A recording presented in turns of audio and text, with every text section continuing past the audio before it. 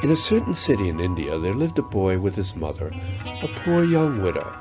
Though in difficult circumstances, the mother managed to provide her son with an education in writing and arithmetic. One day, when the boy had become a young man, the widow said to him, "Son, though we are poor, you are the son of a merchant. I've heard about a rich merchant in the city who is in the habit of lending money to worthy young men who show an interest in business and the willingness to work hard.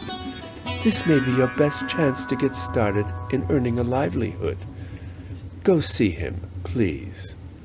So the young man went to the rich merchant's house. Just as he entered the front door, he overheard an angry conversation. "You see this dead mouse lying on the floor?" the rich merchant said to another young man. "A capable young man could build wealth from something as lowly as that. But I gave you, you good-for-nothing fellow, a small fortune, and far from increasing it, you haven't even been able to keep the amount that I lent you."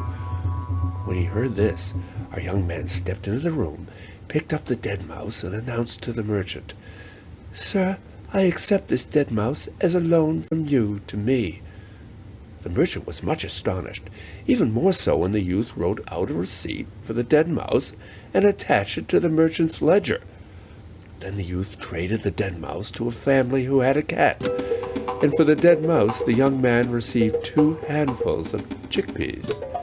The chickpeas he ground into meal, and taking a jar of water, he went and stood in a shady spot by the road. It was midday, and the hot sun shone down brightly. Soon a band of woodcutters passed by, and the young man politely offered them food and drink, a refreshment they gratefully accepted. In return, each of the woodcutters gave the youth 2 pieces of wood. The wood he sold, and with part of the price, he bought 4 handfuls of chickpeas this time, ground them also into meal, and in the same way he obtained more wood from the woodcutters the very next day. And so in time he was able to buy all the wood that they had cut over the past 3 days. It so happened that a period of heavy rains followed, when no dry firewood could be bought anywhere, and the youth sold his stock of wood for a large sum. With these proceeds he set up a shop, began to engage in trade, and before long became wealthy by his own ability. One day the young man commissioned a golden mouse to be made, and he sent it to the rich merchant from whom he had gotten his start. The merchant was flabbergasted to receive such a fine gift, and he barely remembered the youth, except for a crumpled and torn receipt still tucked in his ledger. He invited the youth to visit him and his daughter for supper one evening.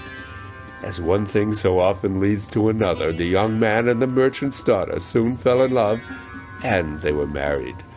For the rest of his life, the merchant was known as Mousy the Merchant, because of the dead mouse that provided his start, and he never minded the nickname, not one bit.